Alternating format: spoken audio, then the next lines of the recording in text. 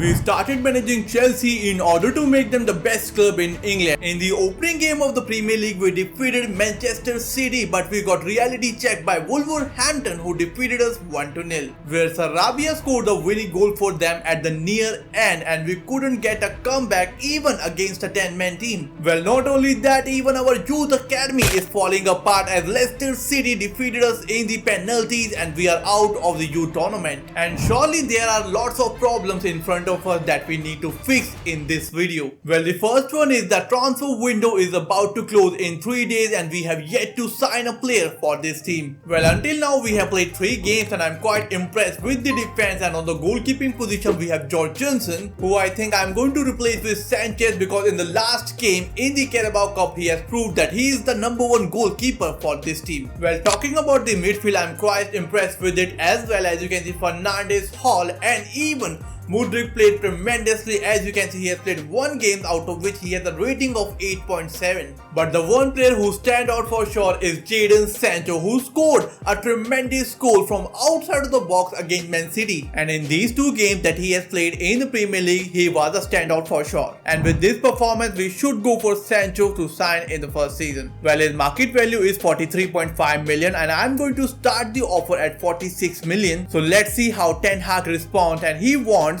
Neto plus 25.8 million, which is definitely not going to happen because Pedro Neto is a star player for us and I am going to offer 50 million for him now. But Erik Ten Hag has countered it with 51.1 million and this is going to be my last offer, that is 51 million, and I think he's going to accept it in the end, but he's still hanging around at 100k. This guy is literally stubborn, but I think we have to accept this. And here you go, we have signed Jadon Sancho from Manchester United. So I have offered him a crucial role plus 4 years of contract, no release clause, plus he is ready to reduce his wages from 100k to 78k plus including some bonus. And with that, we have signed Jadon Sancho on a permanent deal. Well, just when only 10 hours are left for the transfer window to be closed, we have received an offer for Enzo Fernandez, and it is Al Hilal who are ready to offer 46.1 million plus Al Harbi for him, which is a left back only worth 1.8 million. And I really don't understand what is the need of adding him, and definitely we are going to reject this offer. And with the transfer window over, it is time to play the match against Crystal Palace in the Premier League. And just before the match, we have received a message from Mudryk stating that he wants to play the match against Crystal Palace instead of just warming the bench. And definitely with the way he has performed in the Carabao Cup, he will surely get the chance in this game. And now Crystal Palace on the attack, as you can see, Schlupp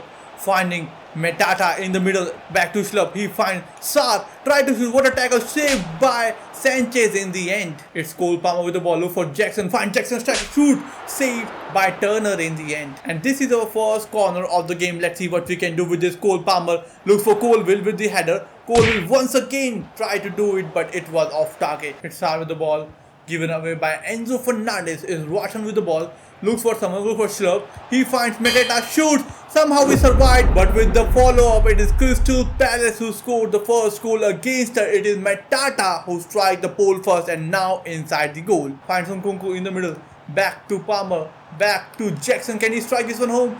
Try to shoot and again saved by Turner. And once again with yet another corner, can we turn this around? He finds Jackson, who's looking for someone, shoot, saved, what a save by Turner in the end, and this is a clear opportunity to score the equalizer against Crystal Palace. And Crystal Palace once again, they are attacking so good right now, and now somehow cleared away by James, but not in a good direction, back to Crystal Palace. Cucurella got a tackle, but again it was missed tackle, shoot, and Sarr made it 2-0 against her. And surely this is not looking good at all, and inside 25 minutes we have to score 3 goals in order to get 3 points. It's Cole Palmer once again for City, shoot, saved by Turner once again. Nicholas Jackson, who don't have any support, looks for the run of Cole Palmer, finds Cole Palmer, back to Nkunku, try to shoot from distance, saved by Turner once again. And now it's Schlupp once again, and now he's through against Sanchez. Can we do something? Tackle and saved by Sanchez, but again with the follow-up, Crystal Palace, it is Sarr once again who scored his second goal, I think, to make it 3-0. And with the full-time whistle blown, we have lost the game against Crystal Palace 3-0. And with this defeat at home, the fans are definitely not happy about it. But now we have a match against AFC Bournemouth in the Premier League, and this is the team that I am going to use. Cole Palmer is going to play as an attacking midfielder while Pedro Neto is going to start on the right wing. So let's see if we can win this game or not, and in the end we have won it 3-1, where Nicholas Jackson has scored the hat-trick, his first hat-trick in the Premier League. And with this win we have climbed to the 9th position, and if we see up at the top, it is Manchester United leading the Premier League. Well, now it is time to play the match against Fulham United in the Carabao Cup, but we have to be clinical about it because right after that we play the match against West Ham United in the Premier League, which is an important match for sure. So this is the team that we are going to use. As you can see, instead of Nkunku and Cucurella, rest of the team have been replaced because in the next game against West Ham United I want my first 11 to be fully fit. So let's see if we can win this game or not, and in the end we have won it by 5-4 on penalties. Although we have managed to win the match against Fulham United in the Carabao Cup, but it was Vinicius who was named the player of the match. While some other news, Manchester United have been knocked out in the Carabao Cup by the hands of Mikel Arteta's Arsenal. And now the match I've been waiting for so long, it is up against West Ham United away from home, who are currently at the 6th position, just 1 point above us in the league, and winning this game is quite crucial because this win might take us to the top 6. And after this game we will look inside the Youth Academy report in order to find the future superstar for our Youth Academy, because as you can see, youth tournament is once again open and this time we have to win it. Well, away games are never easy because there are hundreds of supporters against you, and to adding on to this, it is raining here, which is definitely going to affect this game. Whereas this is the team that West Ham United are going to use, and as you can see, Chilwell is not in the starting 11. It is going straight over the ball, looking for the run of Cole Palmer, finds Cole Palmer, who is looking for the run of Jackson, who can strike this one home, shoots in the first goal. It is 1-0. We have strike the first goal inside 5 minutes. Well, what a start it has been. Cole Palmer from long range find Nicholas Jackson, who scored from the outside of the box. It is kudos for West Ham United, who is through. We have to defend this. Somehow what a tackle by Colwell, and now Colwell is on the run. Caicedo is looking for his run, finds him. Once again he finds Nicholas Jackson, who is through. Can he strike this one home? Shoots from distance and saved by Areola this time. To Cucurella, but that was too quick. And now Enzo looking for the run off Cole Palmer, but the passing was quite fast. And the Fernandes back to Jackson, looking for the run of Cole Palmer, finds Cole Palmer, try to shoot from distance, saved by Areola. And I'm definitely enjoying this attacking Chelsea. As you can see, our first corner of the game, Cole Palmer looking for James.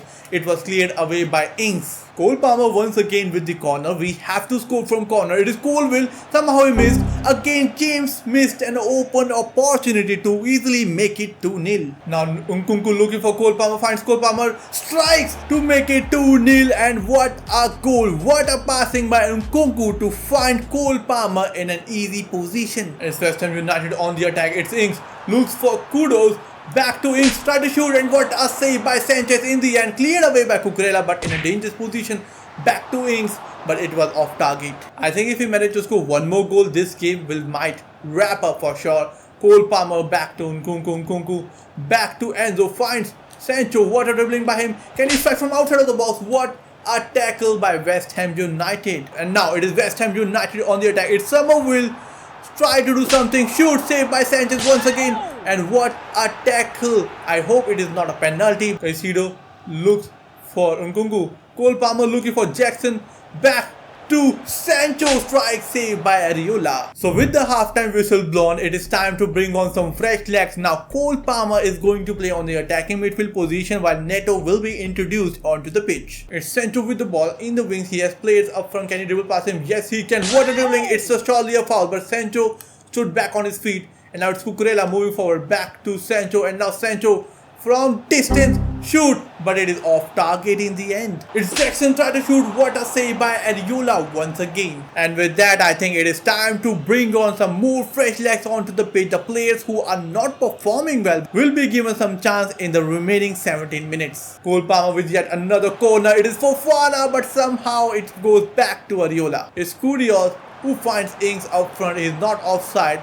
And now Ings can shoot this, but we have to stop it, and it is off target in the end. Somehow we survived this. And Pedro Neto looks for someone, finds Joao Felix shoots again. It's a poor shot in the end. And with the full-time whistle blown, we have managed to win the game against West Ham United 2-0 comfortably. Well, definitely I was not expecting this game to be this easy, but I'm going to enjoy these 3 points. And with this win, we did it. Now we are in the top 6 at the 6th position with 9 points, but we see up we have Manchester United, who are not taking a single loss as they have managed to win all 5 of the games at the top of the table with 15 points. But here's one strange thing I'm noticing, it is Manchester City. They are not even in the top 8. As moving down, they are fighting for the relegation battle with the likes of Southampton and Crystal Palace. Well, this seems to be a parallel universe where City are fighting for the relegation battle while Manchester United are on the top of the Premier League. But now focusing on the Youth Academy reports, here we have the first report from Brazil, where I'm going to promote Hugo Fernandes, who's got a potential of reaching up to 91 and his overall lies between 51 to 69 and he's a striker. Whereas the other player is Rodriguez, whose overall lies between 53 to 73 and he's an attacking midfielder, and the last two are Adriano Reis and Adriano Teixeira. While the report from England, we have found one player, that is Aiden Green, who's a centre back. His overall lies between 52 to 68 and got a potential of reaching up to 89. But in case of Argentina, we haven't found a single player who we can sign for the Youth Academy. And definitely this scout Hickey is not doing his job properly, and we will see in the next report if we got the same result, then we are going to sack him and sign a new scout for our Youth Academy. And now in the youth tournament, this is the team that we are going to use. As you can see, Rodriguez has made his way into the top 5 as he's got 63 overall. He's a left-footed player, is an attacking midfielder and will be playing alongside Palacios, Miranda, Hamdan and Fujita, our goalkeeper. It is Brentford, we have to defend it somehow, but it is Fujita. He should be doing a lot better, and Brentford scored the first goal. Few minutes left. As you can see, it is Palacios. He has to score. What a score to make it 1-1, and we are back in the game. As you can see, they are through once again. Short shoot, and Fujita once again couldn't do anything about it. It's Rodriguez back to Miranda, and now once again someone is making a final. It's Hamdan. Can he strike this one home to make it? Yes, he can. It is 2-2. What a score from Hamdan to get the equalizer for us. What a dribbling by this guy. Back to someone. Shoot. And Fujita, I really don't know what this guy is doing. And the first thing I think we need to do in the Youth Academy is to find a good goalkeeper. So with the full-time whistle blown, yet again we have been knocked out in the youth tournament. And when we enter the next tournament, we have to keep in mind to sign a new goalkeeper for the Youth Academy, because I really don't think that Fujita can do the job for us. And now moving on to the senior team, we have a match against Brighton Hove Albion in the Premier League, who are currently at the 7th position, equal points with us, just behind on 1 goal difference. Where this is the team that I am going to use. As you can see, on the striking position we have Jackson, who is in fact on his way to shatter the Premier League goal scoring record, but we all know that is going to be very difficult. But with the way he has performed, he is definitely an important player for us, and last week after the win against West Ham United, he was featured in the team of the week alongside Nkunku, Fofana, Colwell and Cole Palmer, who did receive the player of the match in that game. On some other news, we have extended the contract of the youth player Vele by 2 more years, and he has showed his happiness in the social media. But with that, Charlie Lane is definitely not happy, but for us he's a great prospect. And the Fernandes looking for the run of Cucurella, finds Cucurella back to Sancho, who is looking for someone, finds Jackson back to Palmer. Palmer, what dribbling by him, he doesn't have any options. Brighton Hove Albion are parking the bus. As I can see, Sancho is looking for the run of Cucurella, finds Cucurella on the wings, and now Cucurella is through. He's looking for someone in the middle, finds Jackson with the bicycle kick, but somehow it is Nkunku strikes to make it 1-0 again. We have scored inside 6 minutes, and this time Nkunku got lucky. As you can see, the try from Jackson back to Nkunku, and no one was defending Nkunku. It's like a penalty for him, easy goal to make it 1-0. The game is definitely moving fast.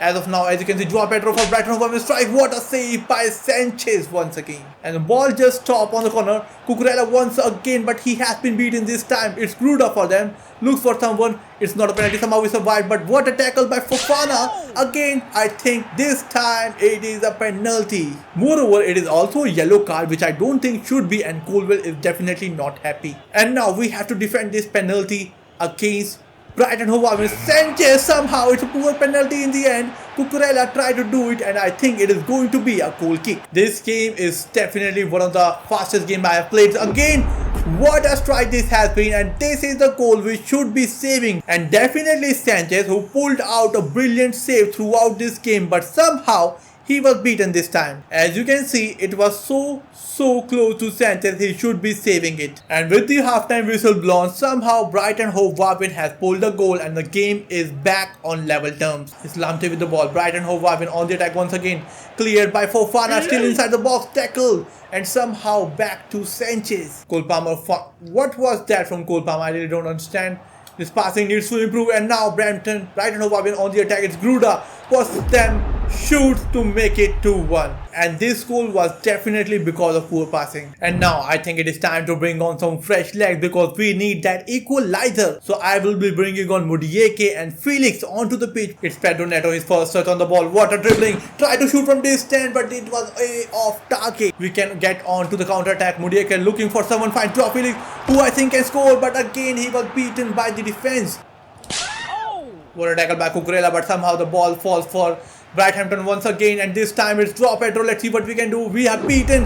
It is 3-1, and definitely we have lost the game against Brighton Hove Albion with this goal. And with the full time, we have lost the game against Brighton Hove Albion. Well, Nkunku and Jadon Sancho has performed good, so do Pedro Neto, who was able to strike 2 shots. But in this game, our striker fell short. As you can see, Jackson with 5.7 rating and Joao Felix, well, this guy is not performing at all, and if this continues, we need to sign a new striker in the January transfer window. As with this loss, we are back at the 8th position out of the top 6 as Brighton Hove Albion has took that place. So that's it for today, guys. If you enjoyed the video, make sure to smash the like button and subscribe to the channel. I will see you soon in the next video. Until then, you can watch the videos that are showing on your screen.